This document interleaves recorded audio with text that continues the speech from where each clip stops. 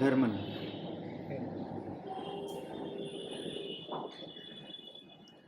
19મી સદીમાં એક વિચિત્ર ઘટના બની. કેટલાક ખલાસીઓ એક વાહન લઈને નીકળ્યા હતા વેપાર માટે. જેમ ક્યારેક બનતું હોય છે, મધદરિયે તોફાન આવ્યું, વાહન ડૂબી ગયું. જેના હાથમાં જે આવ્યું એ લઈને બધાએ તરવાનું ચાલુ કર્યું, અને પછી દરેક જણનું શું થયું એ ઉપરવાળો જાણે. પણ એમાંનો એક ખલાસી કોઈક લાકડાના પાટિયાના સહારે તરતો તરતો એક ટાપુ પર પહોંચી ગયો.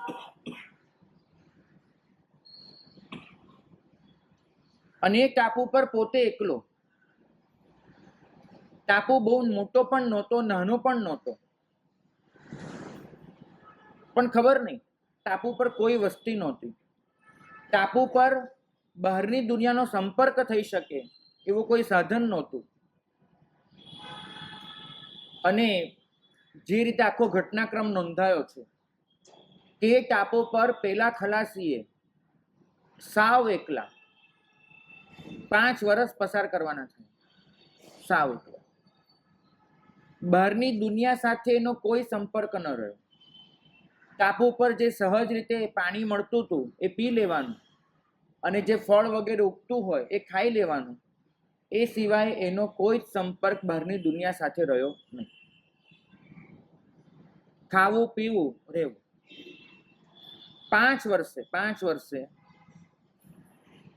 એના નસીબ જાગ્યા, અને કોઈક વહાણ ત્યાંથી પસાર થયું અને ટાપુ પર એને લંગર નાખ્યું. કેપ્ટન ઉતર્યો વહાણનો. એ લોકો પોતાના કામે આવ્યા હતા, પણ ફરતા ફરતા એમને જોયું કે અહીં તો એક માણસ પણ રહે છે. કેપ્ટનને બહુ નવાઈ લાગી, કેમ કે એની પાસે જે નકશો હતો એ નકશામાં લખેલું હતું કે ટાપુ નિર્જન છે, માણસ ક્યાંથી. એની પાસે આવા કોઈ જ સમાચાર નહીં હતા. એને તપાસ કરી તો પેલા માણસે કહ્યું કે હું 5 વર્ષથી અહીંયા છું. કેપ્ટને કીધું કે ચલો વાહનમાં બેસી જાઓ, હું તમને લઈ જાઉં, તમારી દુનિયામાં પાછો લઈ જાઉં, જ્યાંથી તમે આવ્યા હતા. અને પેલા માણસે જે જવાબ આપ્યો એ જવાબ આજે મારા વ્યાખ્યાનનો મૂળ બની ગયો છે. એ માણસે એવો જવાબ આપ્યો કે હું આવવા ઈચ્છતો નથી. જો કદાચ હું અહીંયા આવ્યો એના 6-12 મહિનામાં તમે આવી ગયા હોત તો હું ચોક્કસ તમારી સાથે આવી ગયો હોત, પણ હું 5 વર્ષથી અહીંયા છું, મારે નથી આવવું. તો કે દુનિયા તારી રાહ જોઈ રહી છે. દુનિયા તને જોઈને બહુ રાજી થશે ને તું પણ રાજી થઈશ. પેલા એ કીધું કે દુનિયા રાજી થાય કે નહીં એ મને નથી ખબર, મને એટલી ખબર છે કે હવે એ દુનિયામાં હું સેટ નહીં થઈ શકું. કારણ કે અહીંયા એકલા રહીને મને જે શાંતિ મળી છે, મને જે સુખ મળ્યું છે, મને મારી જાતે મારી સાથે જીવવાનો જે અહેસાસ મળ્યો છે, એ દુનિયા વચ્ચે હું ક્યાંથી લાવીશ. તમે લોકો જે સુખ અનુભવો છો, પેલા કેપ્ટનને કીધું કે તમે જે ખુશી અનુભવો છો એ વાસ્તવમાં કેટલી તુચ્છ છે એ મને અહીંયા એકલા રહીને સમજાવ્યું છે. કદાચ હું તમારી વચ્ચે રહેતો હોત તો જિંદગીભર નહીં સમજી શકત. પેલા કેપ્ટને કહ્યું પણ આ ટાપુ તારા માટે કેદખાનું બની જશે. ફરીવાર બીજું વાહન અહીંયા ક્યારે આવે ખબર નથી. તું એક કેદખાનામાં જાણે પુરાઈ ગયો છે. કદાચ તારી જિંદગી અહીંયા જ પૂરી થઈ જશે. ખલાસીએ જવાબ આપ્યો કે કેદખાનામાં તો તમે છો, હું તો કેદખાનાની બહાર આવી ગયો છું. એક વિચારોનું કેદખાનું, એક માનસિકતાનું કેદખાનું, એમાં તમે લોકો છો. તમારી પાસે જે શાંતિ છે વાસ્તવમાં શાંતિ જ નથી. તમારી પાસે જે સુખ છે એ વાસ્તવમાં સુખ જ નથી. માત્ર તમે બધા ભેગા મળીને એક કેદખાનાની વચ્ચે એવું માની લીધું છે કે આ શાંતિ છે, આ સુખ છે. હમણાં સર્વે થયો હતો.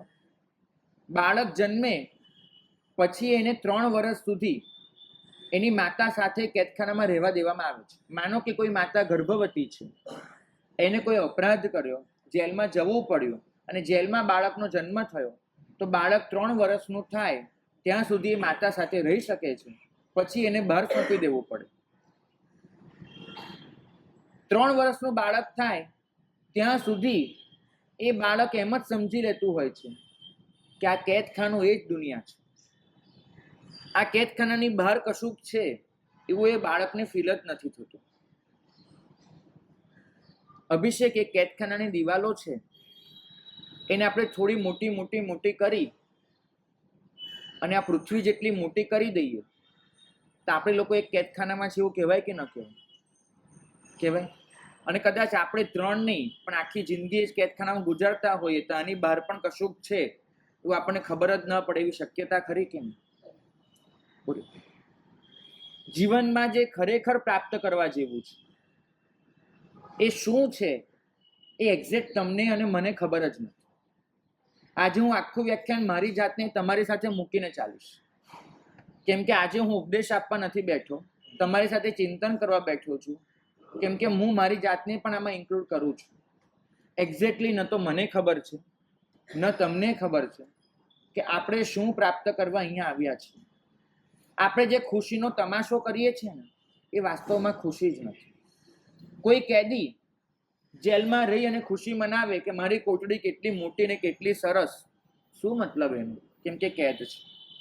તમે એના પર હસી શકો છો, પોતાની જાત પર નથી હસી શકતા. વિચાર કરજો. એક દેખીતું કેદખાનું છે કે જેમાં માણસ પુરાય છે, એક અણદેખ્યું કેદખાનું છે જેમાં મન પુરાય છે. માણસનું કેદખાનું એના સજાની મુદત હોય છે, ભલે ઉંમર કેદ કહેવામાં આવે પણ ઉંમર 14 વર્ષની ગણવાની હોય છે, ઉંમર કેદ 14 વર્ષે પૂરી થતી હોય છે. એક મનનું કેદખાનું છે કે જે પૂરું થવા જાય તો એ દુનિયા પૂરું થવા દેતી નથી. દુનિયા સતત તમને કેદખાનામાં ધસરીને પાછા લઈ આવે છે, ધસરી. ચારે બાજુ એટલો કોલાહલ છે, એટલો કોલાહલ, લોકોના વિચારોનો, લોકોના વાક્યોનો, જાહેરાતોનો, બધો એટલો મારો છે કે એની વચ્ચે આપણી અંદરની શાંતિ એ સાંભળવી ખૂબ એટલે ખૂબ જ અઘરી થઈ ગઈ છે. તમે એક દિવસ ખાલી તપાસ કરજો કે તમે જે વિચારો છો એમાં તમારા ખુદના વિચારો કેટલા અને લોકોએ આરોપિત કરેલા કેટલા. એક દિવસ ખાલી વિચાર કરજો, એક દિવસ. અહીં તો મારી દરેક ચેષ્ટા એ આખરે કોઈકના માટે જ, એની જાતે નથી. તમને ગેરંટી આપું છું, 7 દિવસ સુધી તમને કોઈ જોનાર નથી. તમને એવી જગ્યાએ મૂકવામાં આવ્યા છે કે જ્યાં 7 દિવસ સુધી તમને કોઈ જોનાર નથી. તમે વાળ ઓળવાનું બંધ કરી દેશો, ગેરંટી આપું છું. 7 દિવસ હું એકલો જ છું, મને કોઈ જ નથી જોનારું, તો હું કોના માટે વાળ ઓળું? હું વાળ જ્યારે ઓળું છું ને ત્યારે પણ મારા મનમાં એવું હોય છે કે દુનિયા મને જોવાની છે. તમારી એટલી નાની ક્રિયા પણ કોઈના પર આધારિત છે. તમે ઘરમાં વસાવેલી કેટલીય વસ્તુઓ કોઈના વિચારો પર આધારિત છે. ઇવન તમે તમારી જે લાઈફસ્ટાઈલ સેટ કરવા મહેનત કરી છે એ પણ કોઈના પર આધારિત છે. તમે જે ભણ્યા છો એ ભણવું કદાચ તમને ગમતું હતું એવું નહોતું, કોઈકે કીધું હતું, દુનિયાની સામે ઊભું રહેવું હતું, કેરિયર બનાવી હતી માટે ભણી લીધું છે. અને ઇવન તમે જે ધંધો કરો છો એમાં તમારી પાસે પોતાનો આનંદ કેટલો છે ક્યારેક પૂછી જોજો. દિવસનો દરેક વિચાર એ પણ આપણો ઉછીનો છે, ઉધાર છે, પારકો છે, કોઈના નામ પર લખાયેલો છે. દિવસનો દરેક વિચાર એ આપણો પોતીકો નથી. મારી ખુશી માટે હું કેટલું કરું છું એ પ્રશ્ન જો વિચારશો તો ચોંકી જશો તમે કે આમાં હું ક્યાં છું, મારી ખુશી ક્યાં છે. તમે એક પ્રયત્ન કરી શકો છો, એક પ્રયત્ન, બહુ કારમી સજા હશે પણ પ્રયત્ન કરી જુઓ. જો ધારો તો 1 મહિનો, માત્ર 1 મહિનો પોતાની જાત સાથે એક પ્રયોગ કરી જોજો. 1 મહિનો તમારે દુનિયાના કોઈ પણ સમાચાર મેળવવાના નહીં. ન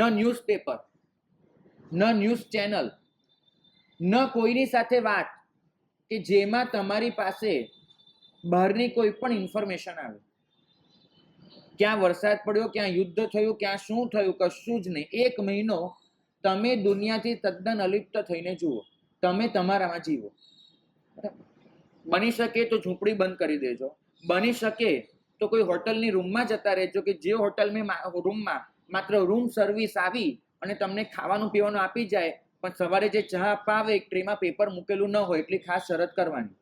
અને એવી રૂમ સર્વિસમાં તમે જાઓ, 1 મહિનો એ હું સ્પોન્સર કરીશ તમારા માટે, હોટલનું ભાડું હું ચૂકવીશ, પણ તમે 1 મહિનો આવી રીતે રહી જુઓ, દુનિયાથી અલિપ્ત થઈને તમારી પાસે એક પણ સમાચાર આવતા નથી.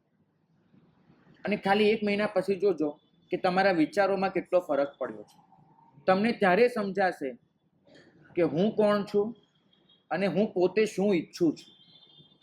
એક પણ જાહેરાત જોવાની નહીં, ન ટીવી, ન મોબાઈલ, પુસ્તકો વાંચવાની છૂટ, સમાચાર નહીં જોઈએ, તમારા નજરે એક પણ હોર્ડિંગ પડવું ન જોઈએ. તમે જે રૂમમાં રહેશો એ રૂમમાં પડદા, એના પર પેલી બ્લેક પેલી ફિલ્મ લગાડેલી હશે. તમે બહારનું નહીં જોઈ શકો, તમે અંદરનું જોઈ શકશો. જેટલું અંદરનું જોવું એ બધું જ જોઈ શકશો. 1 મહિના પછી જોજો તમે કેટલા બદલાઈ ગયા છો. આપણે અત્યારે ભયંકર ઇન્ફોર્મેશનના મારા નીચે જીવીએ છીએ. તમને ખુદને ખબર નથી, મને ખુદને ખબર નથી, આ ઇન્ફોર્મેશનના બોજા હેઠળ મારું મન કેટલો તણાવ અનુભવે છે, કેટલું દબાઈ રહ્યું છે. સતત જરૂરી બિનજરૂરી માહિતીનો ઢગલો આ મનમાં ઠલવાય જ જાય. આપણે જ્યારે સૂઈને ઊભા થઈએ ને, આપણે ફ્રેશ કેમ નથી હોતા વિચાર કરજો. કારણ કે મન બિચારું આખી રાત એ બિનજરૂરી ને જરૂરી ઘઉં અને કાકરા જુદા પાડીને થાકી ગયું હોય છે. તમે વૈજ્ઞાનિક દૃષ્ટિકોણથી ઊંઘનું વિશ્લેષણ કરો ને, સાયન્ટિફિક ટેમ્પરથી, તો તમને સમજાશે કે ઊંઘ એ બીજું કશું જ નથી થતું.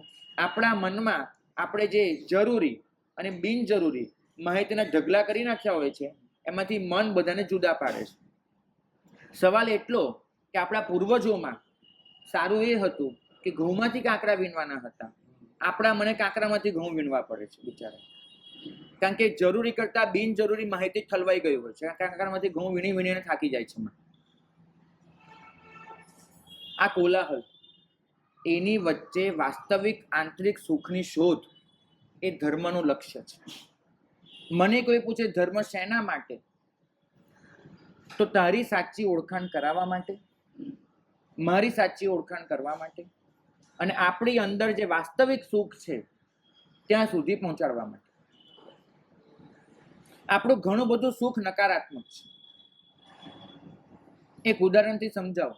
આ ઉદાહરણ ખરેખર હરિભદ્ર સુરીમાં જે થોડું જુદી રીતે લખ્યું છે, પણ આજના જમાના પ્રમાણે આ ઉદાહરણ કહું તમને. મનોહરલાલ પોતાના મિત્રોને ત્યાં જમવા ગયા હતા. જમે, સરસ વાનગીઓ હતી, ખાતા હતા, પીતા હતા, પણ મિત્રે જોયું કે એના ચહેરા પર કોઈ દુઃખ છે. એના ચહેરા પર આમ તાજગી નથી, કંઈક દુઃખ છે, એને કંઈક કષ્ટ પડે છે. મિત્રે પૂછ્યું કે મનોહરલાલ, પેટમાં દુખે છે, પગમાં દુખે છે, માથું દુખે છે, શું છે? ચહેરા પર આટલી પીડા કેમ છે તમને દેખાય છે? મનોહરલાલે જવાબ આપ્યો કે આ જૂતા જે ખરીદ્યા છે ને, એ પગ કરતા થોડાક નાના છે. એટલે હું જ્યારે જૂતા પહેરું છું ત્યારે પગ એટલી ભીંસ અનુભવે છે કે રહેવાતું નથી, અને વેદના સતત થયા કરે છે. પેલા જૂતા ભીંસાય, પગ આમ ભીંસમાં આવે તો કેવી વેદના થાય, એટલે કે સતત એ વેદના થયા કરે છે. તો કે તો પછી કાઢી નાખો ને આ જૂતા, એ કાઢી નાખો. ઓલરેડી તમારા જીવનમાં આટલું દુઃખ છે, હું મિત્ર છું, જાણું છું. તમે તમારી પત્નીથી સુખી નથી, તમારા સંતાનો તમારી ઇજ્જત કરતા નથી, તમારા પરિવારમાં તમારી કોઈ વેલ્યુ નથી. ઇવન તમે જ્યાં નોકરી કરો છો ત્યાં પણ તમારો બોસ સતત તમને ધમકાવતો જ હોય છે, અને તમારી જિંદગી પણ આમ પ્રમાણમાં અભાવોમાં જ વીતી છે. તમે જે ઈચ્છ્યું છે એ ક્યારેય તમને મળ્યું નથી. કેટલું બધું ઓલરેડી દુઃખ છે તમારા જીવનમાં, તો પછી શા માટે આ જૂતા પહેરી રાખો છો? આટલી ભીંસ વેઠીને એક નવું કષ્ટ લેવાનું. શરીર બી એટલું સારું નથી રહેતું, હમણાં થોડા સાજા થયા છો, આટલા દુઃખ તો છે જ, શા માટે આ કરો છો? તો કે સુખ માટે. મને સુખ જોઈએ છે માટે આ જૂતા પહેરી રાખું છું. એક મિનિટ, જૂતા દુઃખનું કારણ છે કે સુખનું કારણ છે? એટલે મિત્ર બી ચોંક્યું કે મેં હમણાં કહ્યું કે જૂતા ભીંસ આપે છે, સહન નથી થતું માટે પહેરી રાખો છો. તો તમારા જૂતા છે દુઃખનું કારણ છે કે સુખનું? તો કે પહેરી રાખું ત્યાં સુધી દુઃખ થાય છે, પણ ઘરે જઈશ અને ઘરે જઈને જૂતા ઉતારીશ ને, એ જે રિલીફ મળશે ને એ 5 મિનિટની, કે હાશ હાશ. જિંદગીમાં હાશ બોલી શકો એવું કશું જ નથી મારી પાસે, નહીં પત્ની, નહીં છોકરા, નહીં કશું. જિંદગીમાં 24 કલાક એક તક મળે છે કે ઓફિસેથી પાછો આવું અને આ જૂતા ઉતારું, અને જૂતા ઉતારીને જે હાશ બોલો, એ જે સુખ મળે ને, 24 કલાક વસૂલ લાગે છે મને કે મને આ સુખ મળ્યું. આ સુખ જો મારે જોઈતું હશે તો આ જૂતા પહેરવા જરૂરી છે. હું જો આ જૂતા કાઢી નાખું તો આ સુખ મળતું મને બંધ થઈ જશે. તમને સાચું પૂછું છું, તમારા જેટલા પણ સુખ છે એ બધા સુખ આ રીતે જોશો ને તો નકારાત્મક છે. કશાકથી પીડાઓ છો અને પીડા સમાપ્ત થાય ત્યારે જે હાશકારો અનુભવો છો એને તમે સુખ ગણો છો. પ્રભુ કહે છે કે આ સુખ નથી, આ પીડાનો અભાવ છે. 2 મિનિટથી છે ને છીંક આવું કરતી હોય, આપણને ઘણીવાર એવું થાય, 2 મિનિટથી આવી આંખો મીચીએ કેટલું કરીએ પણ આવે નહીં. પછી છેલ્લે સૂર્ય સામે જોઈએ, બલ્બ સામે જોઈએ, અચાનક અને પછી છીંક આવી જાય, અથવા તો પેલું શરદીની સિઝનમાં નાકમાં પાણી ભરાઈ ગયું હોય, કેમે કરીને નીકળતું ન હોય, એમાં પેલી તડાક છીંકણી લઈ આવીએ, અહીંયા મુંબઈમાં મળે કે નહીં ખબર નહીં, પણ એવી લઈ આવીએ, આમ નાક આગળ થોડી રાખીએ અને 6-7 છીંક એક સાથે આવી જાય ને, પછી જે હસકારો થાય, હાશ નીકળી ગયું. વાસ્તવમાં એ જે સુખ છે એ નકારાત્મક સુખ છે. તમે કશુંક થૂંકી નાખ્યું, કશુંક કાઢી નાખ્યું, કશુંક ઓકી નાખ્યું, તમારી કશાય ક્રિયા પૂરી થઈ ગઈ અને સુખ અનુભવો. જિંદગીભર આવા નકારાત્મક સુખોની એટલી ટેવ પડી ગઈ છે, પીડા અનુભવવાની, અને પીડામાંથી બહાર નીકળો એટલે હસકારો કરવાનો. આ સુખની એટલી ટેવ પડી ગઈ છે કે આના સિવાય કોઈ હકારાત્મક સુખ હોઈ શકે, પીડા વગરનું સુખ, એ તમારા મગજમાં જ નથી આવતું, બિલકુલ નથી આવતું. તરસથી એટલા પીડાઓ છો, પછી જ્યારે પાણી પીવો છો ત્યારે હસકારો થાય છે, તમે પાણી પીવાને સુખ ગણો છો. ઈચ્છાથી એટલા પીડાઓ છો કે ગાડી ખરીદવી છે, ગાડી ઘરે આવે છે એને તમે સુખ ગણો છો. તમારું દરેક સુખ લગભગ ઈચ્છાની જે પીડા હોય છે એની સમાપ્તિ હોય છે. ઈચ્છાથી પીડાયા, પીડા પૂરી થઈ અને તમે સુખ અનુભવ્યું. આ બધા જ નકારાત્મક સુખ છે. સુખ હકારાત્મક હોવું જોઈએ. ઈચ્છાથી પીડાયા વગરનું સુખ. હું શાંત બની જાઉં અને મારી અંદર એક પ્રસન્નતાની લહેર દોડવા માંડે. હું શાંત બની જાઉં, મારા મનના તમામ વિચારો, તમામ ઉધામાં, એ બધું શાંત થવા માંડે. હું શાંત બની જાઉં અને મારી તમામ ઈચ્છાઓ, મારી તમામ એષણાઓ, વાસના, ઝંખના બધું સમાપ્ત થવા માંડે. હું એકદમ નિરામય બની જાઉં. એ હકારાત્મક સુખ છે.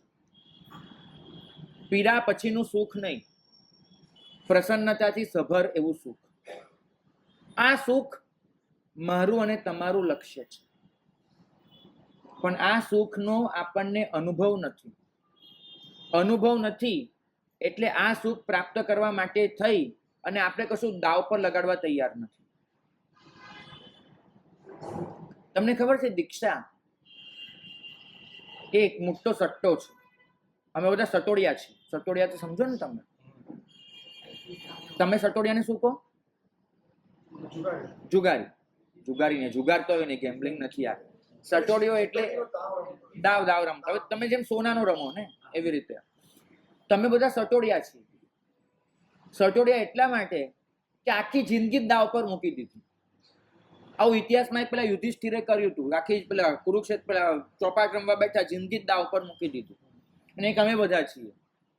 તમારી જેમ ગણતરી કરીને કશુંક થાય એવું આવડતું નહીં હતું. જિંદગીના ગણિતમાં બહુ જ કાચા. એકને એક 2 થાય એ ક્યારે આવડ્યું નહીં. એટલે પછી શું કર્યું કે જિંદગી જ આખી દાવ પર મૂકી દીધી.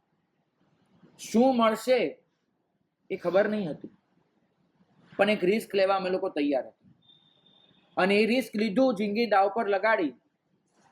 આજે બેહદ ખુશ છીએ, બહુ સારું છે. પણ તમે લોકો એટલું વિચારી વિચારીને, ચેતી ચેતીને, ફૂંકી ફૂંકીને ડગલા ભરનારા છો કે તમને ક્યારે પણ કશું દાવ પર લગાડી દેવું એવું મન નથી થતું. બધે જ તમે સલામતી શોધો છો, રિસ્ક લેવાની કોઈ જીગર નથી. હું એટલું માનું છું કે જેટલો મોટો સટોડિયો હોય ને એટલો જ દિલદાર હશે. તમે જોજો, જે શેર બજારમાં જે લોકો પડ્યા હશે ને એ લોકો ઉદાર ઘણા હશે, પ્રમાણમાં મારો એવો અનુભવ છે. કારણ કે હજારો લાખોમાં જવાનું ને આવવાનું, એને પેલું તમારી જેમ પૈસાની ગણતરી કરવા ના બેસાય. એ ગયું તો ગયું ને આવ્યું તો આવ્યું. તો શેર બજાર વાળો માણસ હોય એ હિસાબ ચોક્કસ રાખે, પણ ડર ન હોય ને. આજે આવ્યું ને કાલે ગયું, કાલે ગયું ને પરમદી આવ્યું. જિંદગી એ થોડી સટોડિયા જેવી કરો, બહુ આમ ચેતી ચેતીને ચાલો છો, કશું દાવ પર નથી લગાડતા. અને આ જે સુખ છે અંદરનું, એ મેળવવા માટે તમારે દાવ પર મૂકવાનું હોય છે તમારું બધું જ બહારનું સુખ. બધું જ બહારનું સુખ દાવ પર રાખો અને પછી પાસા પાડો. એ બે પાસામાં 6 ને 6 બાર જ આવવાના, નક્કી માનજો, અને તમે જીતવાના છો. તૈયારી છે? એ દાવ પર લગાડવાની તૈયારી છે? પ્રભુ એટલું જ કહે છે, તારું બધું હોય તો છોડી બતાવતું, તારું બધું હોય તો છોડી બતાવતું, તારું કશું ન હોય તો છોડીને આવતું. તમે મને કહેજો કે તમારું બધું જ છે કે તમારું કશું જ નથી? જો બધું હોય તો તમે એના માલિક છો, તો છોડવાની હિંમત રાખો. અને તમારી પાસે કશું જ નથી તો સાથે આવીને બેસી જાઓ, છોડીને આવો. આપણે વચ્ચે લટકીએ છીએ, બધું જ કશું છે નહીં તો વારંવાર કહીએ છીએ. અને તમારા જેવા, આ એક બાબતમાં હું મારી જાતને નહીં લઉં, તમારા જેવા ખોટાડા માણસો મેં જોયા નથી. સાવ ખોટાડા, સાવ ખોટાડા. અહીંયા આવે ને, હું કોઈ સરેરાશ અહીંની વાત નથી કરતો, સમીરભાઈ તો બહુ ભલા માણસ છે એની વાત નથી કરતો, પણ સરેરાશ કોઈ ટ્રસ્ટી આવે ને અમારી પાસે, પછી અમે કહીએ કે બહુ સરસ રીતે સંઘનો વહીવટ કરો છો, એટલે લગભગ ટ્રસ્ટી આવી રીતે શરૂઆત કરે, ના ના સાહેબ કશું એવું થતું નથી અમારાથી, કશું એવું કરતા નથી.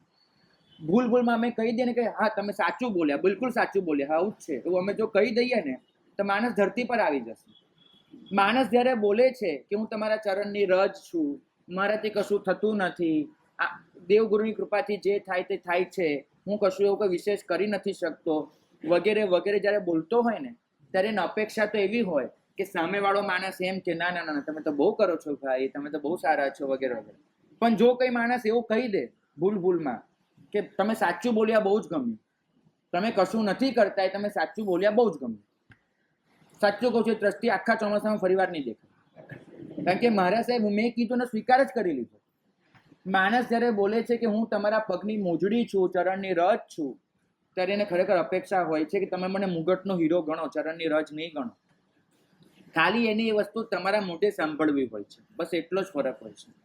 તમે જ્યારે બોલો છો, નમ્રતાનો દેખાડો કરો છો, ત્યારે તમારી આંખ તો કંઈ જુદું જ કહેતી હોય છે, તમારો ચહેરો તો એનાથી વધારે કંઈક કહેતો હોય છે. અમે લોકો છીએ ને ક્યારેય તમારા શબ્દો નહીં સાંભળી, નેવર. ગુરુ ભગવાનથી એક ટેવ પાડી છે કે માણસના શબ્દો તો જોવાના જ નહીં, કારણ કે માણસના શબ્દો એ સૌથી વધારે ખોટી બાબત હોય છે. માણસને 5000 વર્ષથી સૌથી વધારે જો કળા આવડી હોય તો એને આવડી છે કે જે છે એને કેવા શબ્દોમાં મૂકી દેવું. એક આદિમાનવ એ દુનિયાનો સૌથી ભોટ માણસ હતો, બહુ બિલકુલ ભોટ. એને બોલતા નહોતું આવડતું એટલા માટે નહીં, એને તમારી જેમ બોલતા નહોતું આવડતું, એને જે હતું તે કહેતા આવડતું હતું આદિમાનવને. માટે આદિમાનવ દુનિયાનો સૌથી ભોટ માણસ હતો. આપણી ભાષામાં કહીએ તો બેવકૂફ, મૂરખ, કેમ કે જે હતું એ બોલી જતો. અને આપણે બધા જ એટલું સારું શીખીને બેઠા છીએ જન્મજાત. હવે તો જીન્સમાં એ આવી ગયું છે. 5 વર્ષના બચ્ચાને પણ ખબર હોય છે કે પોતાની ફિલિંગ્સને કેમ છુપાવી શકાય અને બહાર કેમ રજૂ કરી શકાય. બાળકો હવે પહેલાની જેમ માસૂમ અને નિર્દોષ નથી રહ્યા, એ શબ્દ હવે ભૂલી જાઓ. બાળકો ભગવાનના અંશ તરીકે જન્મે છે એવું તો બિલકુલ નથી રહ્યું, કારણ કે જીન્સ તમારા આવી ગયા છે અંદર. અમે લોકો અરિયંત પાર્ક હતા, એક પ્રયોગ કર્યો હતો હું આ લોકોને પાઠ કરાવતો હતો અને અરિયંત પાર્કમાં ગુજરાતમાં હજુ પણ એવી સિસ્ટમ છે કે સાધુ ભગવંતો પોતાની સાથે ચોકલેટનો ડબ્બો રાખે અને બાળક આવે એ દરેક બાળકને એક એક ચોકલેટ આપે. કોઈ વખત સાધુ ભગવંતને સમય ન હોય તો બાળકને કહી દે કે જાતે લઈ લે, આવું બને. અમે લોકો અરિયંત પાર્ક હતા અને ત્યાં આવી સિસ્ટમ, તમારી પાસે ડબ્બો પડ્યો હોય, બાળક આવે અને જાતે ચોકલેટ લઈ લે. બધા શ્રીમંત ઘરના દીકરાઓ કે પાછા એવા નહીં. એક દિવસ મેં એક કામ કર્યું, મને થયું કે આ બધા જૈનોના બાળકો છે, આ લોકોના મા બાપ કેવા હશે ચેક તો કરી, કારણ કે શેરલોક હોમ્સ એવું કહી ગયા છે, મતલબ એની નવલકથામાં એવું આવે કે કોઈ પણ મા બાપનું કેરેક્ટર જોવું હોય ને તેના છોકરાને તપાસી લેવો તો મા બાપ કેવા હશે લગભગ સમજાઈ જાય, હર બાબતમાં નહીં પણ લગભગ. તો અમે એક કામ કર્યું કે પડદાની પાછળ ડબ્બો રાખ્યો. ડબ્બો એવી રીતે મૂક્યો હતો કે મને ડબ્બો દેખાય પણ લેનાર વ્યક્તિને હું ન દેખાઉં, અને શાંતિથી મેં તો પાઠ ચાલુ રાખ્યો. બાળકો આવ્યા, બાળકોને કીધું કે પડદાની પાછળ ડબ્બો છે, તમે લોકો જાતે ચોકલેટ લઈ લો. તમે નહીં માનો ભાઈ, જે ડબ્બો 15 દિવસે પૂરો થાય એ જ દિવસે પૂરો. મને નહીં સમજાયું કે 6-7 વર્ષના બાળકને એવું કોને શીખવાડ્યું, આ ચોરી ક્યાંથી એનામાં આવી કે કોઈ જોતું હોય ત્યારે એક ચોકલેટ લેવાય, કોઈ ના જોતું હોય ત્યારે ખિસ્સા ભરી લેવાય. આ કોને શીખવાડ્યું એને? કોને? તમે કોને શીખવાડ્યું? તમારા જીન્સે.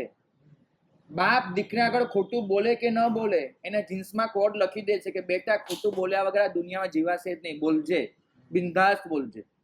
ખોટું બોલવું એ પાપ છે જ નહીં, ખોટું બોલીને પકડાઈ જવું એ પાપ છે, એટલું જિંદગીભર યાદ રાખજો. કોઈ પણ ગુનો કરવો એ પાપ નથી, ગુનો કરીને પકડાઈ જવું એ પાપ છે, એટલું યાદ રાખજો. પરિણામ એ આવે છે કે તમારી શક્તિ ખોટા માર્ગે વપરાય છે, તમારો સમય ખોટા માર્ગે જાય છે, તમારો સંકલ્પ એ પણ ખોટા માર્ગે જાય છે. શક્તિ, સમય અને સંકલ્પ, આપણી ત્રણેય તાકાત આપણે ખોટા માર્ગે વાપરી રહ્યા છીએ. સાધના કરવા માટે જરૂરી કશું જ નથી. તમે મને લાખ વખત પૂછશો ને કે મારા સાહેબ સાધના માટે હું શું કરું, હું તમને એટલું જ કહીશ, કેમ કે મહાવીર સ્વામી એટલો જ જવાબ આપ્યો છે કે તારી શક્તિ, તારો સમય, તારો સંકલ્પ એને ખોટા માર્ગે વાપરવાનું બંધ કર, એટલે આપોઆપ સાધના ચાલુ થઈ જશે. સાધના માટે કશું કરવાનું જરૂરી નથી હોતું, કશું ન કરવાનું જરૂરી હોય છે. શું ન કરવું એ સમજી લઈશું તો આપોઆપ સાધના ચાલુ થઈ જવાની છે. અને મનુષ્યને જિંદગીભર એ જ નથી સમજાતું કે હું શું ન કરું, કે મારે શું ન કરવું જોઈએ.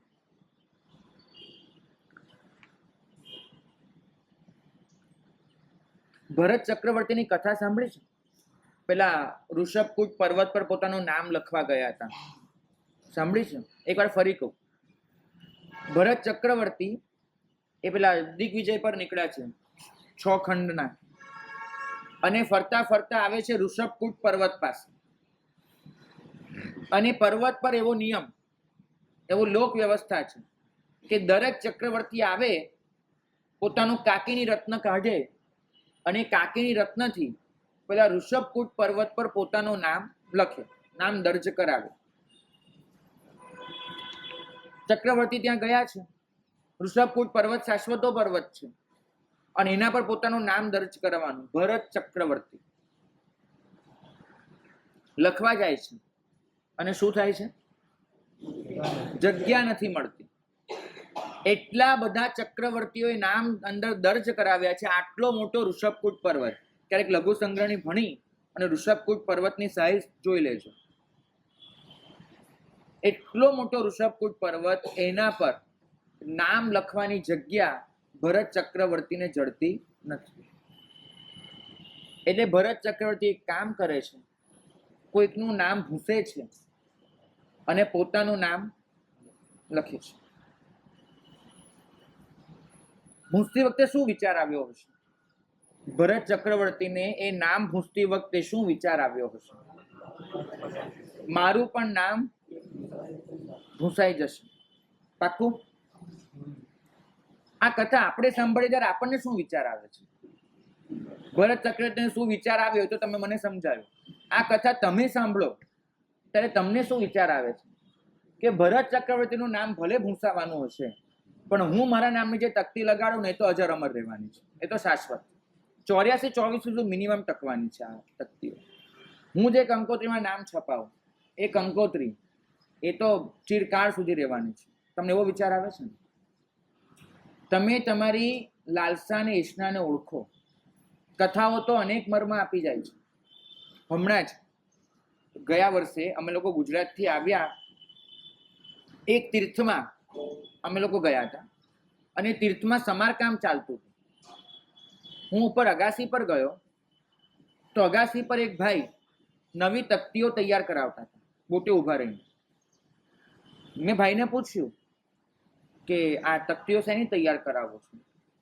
મને કહે કે અમારા પરિવારે આખા ઉપાશ્રયનો લાભ લીધો છે, એની તકતી બનાવવાનું ચાલે છે અને એક પણ કોઈ ભૂલ ન રહી જાય એટલા માટે હું પોતે ઊભું છું કે પરિવારના નામો બધા બરાબર આવી જાય, એટલે હું ઊભો છું ને આ તકતી બનાવવાનું ચાલે છે. મેં પૂછ્યું આ પેલી તકતી શેની પડી છે? તો કે જૂનું ઉપાશ્રય હતો એની તકતી છે, હવે એને ખૂણામાં મૂકી દેવાની છે. અરે જે માણસ પોતે પોતાના હાથે જૂના ઉપાશ્રયની તકતી ખૂણામાં મૂકે છે એ જ ખુદ ઊભો રહીને પોતાની તકતી તૈયાર કરાવી રહ્યો છે. તો ભરત ચક્રવર્તી જેવો વિચાર એને નહીં આવતો હોય કે મેં કોઈની તકતી કાઢીને બાજુમાં મૂકી, મારી તકતી કોઈ મૂકી દેવાની છે. તો પછી અટકી કેમ નથી જતા લોકો? કારણ કે એક ભરોસો, એક આશા કે કદાચ મારું નામ ટકી જાય, મારું નામ ચિરંજીવી બની જાય અને હું નીકળી જાઉં. નથી થવાનું. આશા છોડી દો. છોકરા એટલે જોઈએ છે કે મારો વંશ સચવાવો જોઈએ, પણ તું જ નહીં હોય, તારો વંશ રહ્યો કે ન રહ્યો, શું ફરક પડે?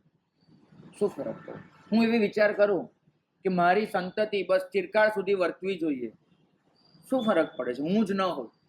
ઉપાધ્યાય યશો વિજય મહારાજનો કોઈ વાલી વારસ નથી, હરિભદ્ર સ્વામી મહારાજનો કોઈ વારસ નથી, આમાં મહાપુરુષોના વંશ નથી બચ્યા. મારો વંશ શું બચવાનો છે?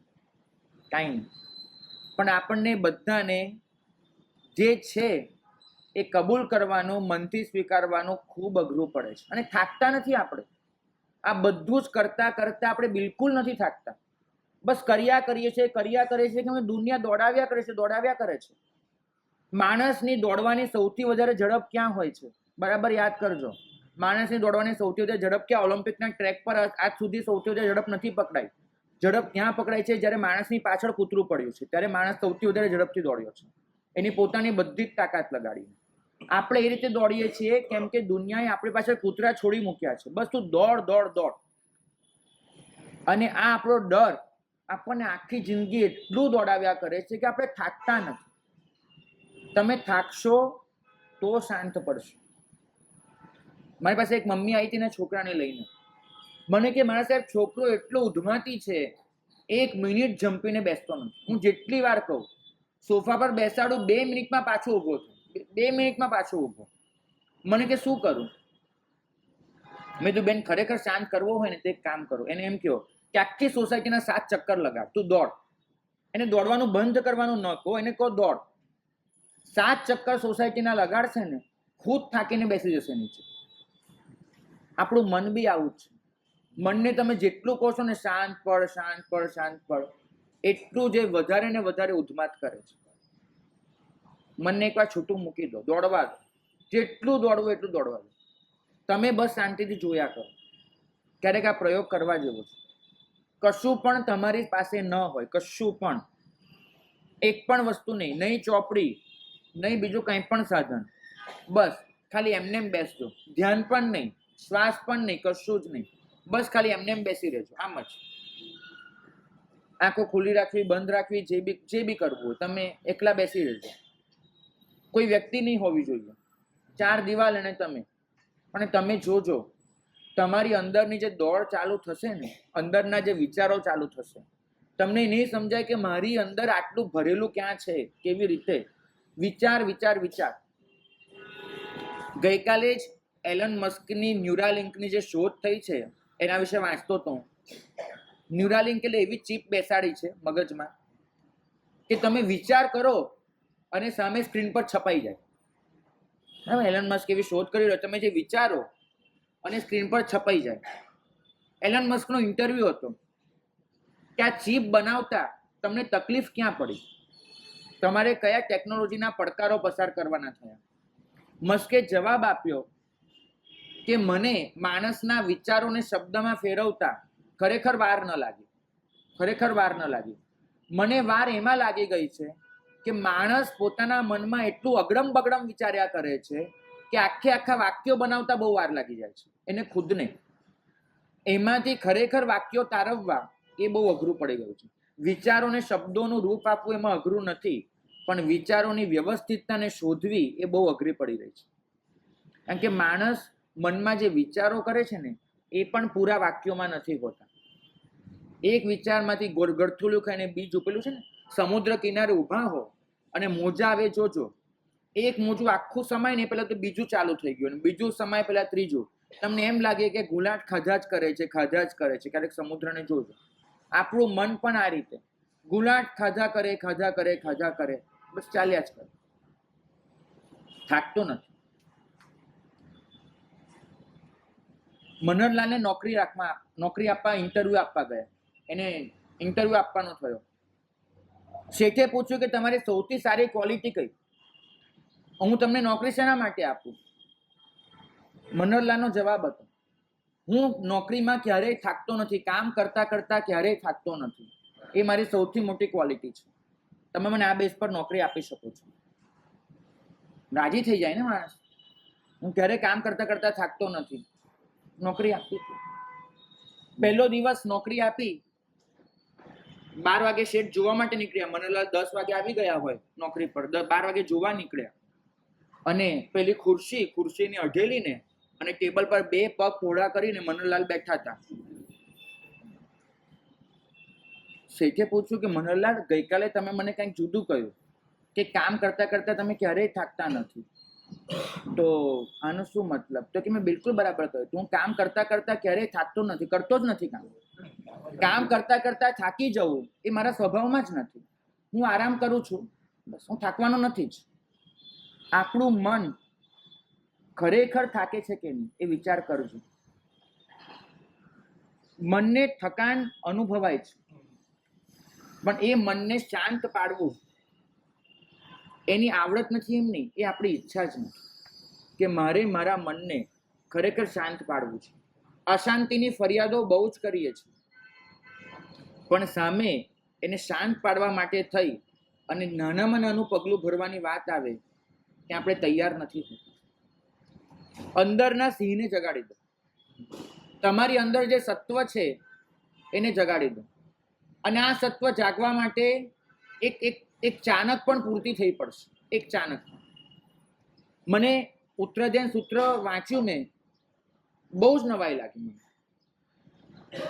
નમી રાજર્ષિનું ચરિત્ર વાંચતો હતો ઉત્તરાધ્યાનમાં. તમને દેખાય છે એક નમી રાજા થોડીક મિનિટો પહેલા પથારીમાં સૂતા છે, દહજવર થયો છે શરીરમાં. રાજા છે, 500 રાણીઓ છે, મંત્રીઓ છે, અને રાણીઓ ચંદન ઘસી ઘસીને કટોરા પર કટોરા મોકલાવતી જાય છે.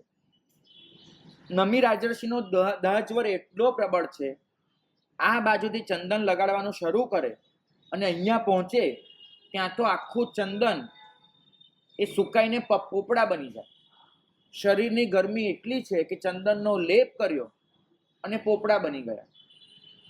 એ પોપડા ઉખેડી લેવાના અને ત્યાં નવો કટોરો તૈયાર હોય. 500 રાણીઓ પોતે ચંદન ઘસવા બેસી છે અને સળંગ એક પછી એક કટોરા આવે જ જાય છે, આવે જ જાય છે.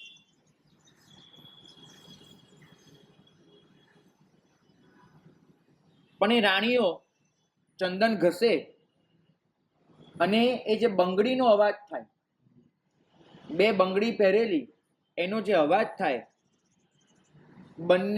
એક રાણીના હાથમાં, બંને હાથમાં 2 બંગડી, 4, 500 ગુણ્યા 4, 2000 બંગડીનો અવાજ. નમી રાજર્ષિને મનમાં હથોડા ઠોકાય. એને ચીસ પાડી, બંધ કરો અવાજ. કોણ કરે છે આટલો અવાજ? મંત્રીએ કીધું કે રાણીઓ ચંદન ઘસે છે, એનો અવાજ છે. સૂચના મોકલવામાં આવી રાણીઓ વિચાર કરે કે સધવા સ્ત્રી બંગડી ઉતારી શકે નહીં, અને બીજી તરફ રાજાને ડિસ્ટર્બન્સ થાય છે, ઊંઘ નથી આવતી. બધી રાણીઓ એક એક ઉતારી દીધી, એક એક રવા દીધી. 5 મિનિટ થઈ, નમીની પાછી ત્રાળ પડી. ક્યાં મરી ગઈ રાણીઓ? કેમ બંધ કરી દીધું ચંદન ઘસવાનું? મંત્રીએ કીધું કે રાજન, બિલકુલ કામ બંધ નથી પડ્યું, માત્ર એક એક બંગડી ઓછી કરી છે. હવે એક એક બંગડી રહી છે માટે અવાજ કરતી નથી. બે હતી બંગડીઓ, ત્યાં સુધી અવાજ હતો. એક બંગડી થઈ ગઈ, અવાજ બંધ પડી ગયો, અને નમીના ચિત્તમાં ચરખો ચાલુ થયો. એક આટલું વાક્ય એના માટે ચાણક બની ગયું. અચાનક કશું થઈ જાય ને એને ચાણક ચડી કહેવાય. તમારી જિંદગીમાં અચાનક કશું થઈ જાય એને ચાણક ચડી કહેવાય. નમી વિચાર કરે કે 2 હતા ત્યાં સુધી અવાજ હતો, 1 થયા અવાજ બંધ. હું અને કર્મ 2 છીએ ત્યાં સુધી આ બધી માથાકૂટ છે. 2 જુદા પડી જઈશું, 1 થઈ જઈશું, એક આ બધું જ શાંત થઈ જશે. એ નમી આ વિચારમાં કે મારે એક થવું છે, બેકલા નથી થવું, એકલા થવું છે, એ વિચારમાં ને વિચારમાં સૂઈ ગયા. દિવસો પછી ઊંઘ આવી, અને સવારે ઉઠ્યા ત્યારે નમી બદલાઈ ચૂક્યા હતા. નમી રાજામાંથી નમી રાજર્ષિ બની ગયા હતા. સવારે ઉઠીને પહેલું કામ બધાને ભેગા કરીને રજા લીધી, દીક્ષા લઈને નીકળી ગયા. ઇન્દ્રને મન થયું કે વૈરાગ્ય આવો હોઈ શકે? ગઈકાલ સુધી જે નમી સતત ભોગ સુખમાં જ રમ્યા છે, આવી ત્રાળો નાખી છે જે માણસે, મિથિલાને પોતાની આટલી વળગી છે, મિથિલા જેમને પોતાની ગણી છે, એ નમી આજે અચાનક આ બધું છોડીને નીકળી શકે? ઇન્દ્ર પોતે પરીક્ષા કરવા માટે નીચે આવ્યા. ખોટી તો ખોટી મિથિલાને આગ લગાડી, નમીને ખબર નથી. અને બ્રાહ્મણનો રૂપ લઈને નમી પાસે આવ્યા અને નમીને કીધું કે મિથિલા બળી રહી છે. અને નમીએ શું જવાબ આપ્યો? નમી રાજર્ષિએ, મિહિલાએ ડજ્જમાણીએ નમે ડજ્જય કિંચન. મિથિલા બળી જાય એમાં મારું કશું નથી બળતું. ગઈકાલ સુધી મિથિલાને ગળે વળગાડીને ફરનારો માણસ આજે એમ કહી દે કે મિથિલાનું બળે એમાં મારું કશું નથી બળતું. ફરક શું પડ્યો? ફરક ક્યાં પડ્યો? ફરક એક જ પડ્યો છે કે અંદરનું સત્વ જાગી ગયું છે. આ સત્વને જગાડવાની ઘટના છે. એક બુજ્જ ચંડકોશિયા, ચંડકૌશિકનું સત્વ જાગી ગયું. એક ઉપશમ વિવેક સંવર, ચિલાતી પુત્રનું સત્વ જાગી ગયું. એક પદ્મિની સ્ત્રીની સામે સાધુ જોતા નથી, ઇલાચી કુમારનું સત્વ જાગી ગયું. એક વીંટી પડી ગઈ, ભરત મહારાજાનું સત્વ જાગી ગયું. એક હાથી પરથી ઉતરવાની વાત કરી, બાહુબલીનું સત્વ જાગી ગયું. એક નજર સામે તડફડતો ગર્ભ જોયો, દ્વિજ પ્રહારીનું સત્વ જાગી ગયું. એક સુદર્શનનો ભેટો થયો, અર્જુન માળીનું સત્વ જાગી ગયું. મારે તમને પૂછવું છે, તમારું સત્વ ક્યારે જાગશે? ક્યારે? વર્ષોથી સાંભળતા જ આવ્યા આ જ વ્યાખ્યાનો, આ જ બધું, અને ગેરંટી આપું છું કે આવતા વર્ષે પણ આ જ રીતે બેઠા હશો, તુલના કરતા હશો. ગયા વર્ષ કરતા વ્યાખ્યાન વધારે સારું છે કે ઓછું સારું છે, આ બધું જ મગજમાં ચાલતું હશે. ફરીથી પૂછું છું કે જાગવાની ઘડી તમારા જીવનમાં ક્યારે આવશે? ક્યારે? એક એક પ્રશ્નનો જવાબ શોધજો. કેદખાનામાં છો, કેદખાનું લાગે છે? પૂછજો. આજે જીવનમાં જે પ્રાપ્ત કરવા જેવું છે એ શું છે? સમજ્યા છો? આ બધા કોલાહલ વચ્ચે અંદરનો અવાજ સાંભળવાની તૈયારી છે? નકારાત્મક સુખ અને હકારાત્મક સુખ બંને વચ્ચેનો ફરક સમજો છો? જે આનંદ મેળવવો તમારો હક છે, એ હક, એના પર હક જમાવવાની તમારી તૈયારી છે? શક્તિ, સમય અને સંકલ્પ ત્રણેય વસ્તુ આત્મા માટે દાવ પર લગાડી દેવાની તૈયારી છે? આ પારથી પેલે પાર એ કૂદકો મારવાની તૈયારી છે. તમે જ્યારે કોઈકનું નામ ભૂંસી રહ્યા છો ત્યારે ખુદનું નામ ભૂંસાઈ જવાનું છે. એ સ્વીકારવાની અને સમજવાની તૈયારી છે. જે મન થાકતું નથી એ મનને થકાડીને શાંત કરવાની તૈયારી છે. આ બધાનો જવાબ લઈને કાલે પધારજો. ત્યાં સુધી અગ્ર અધિકાર વર્તે.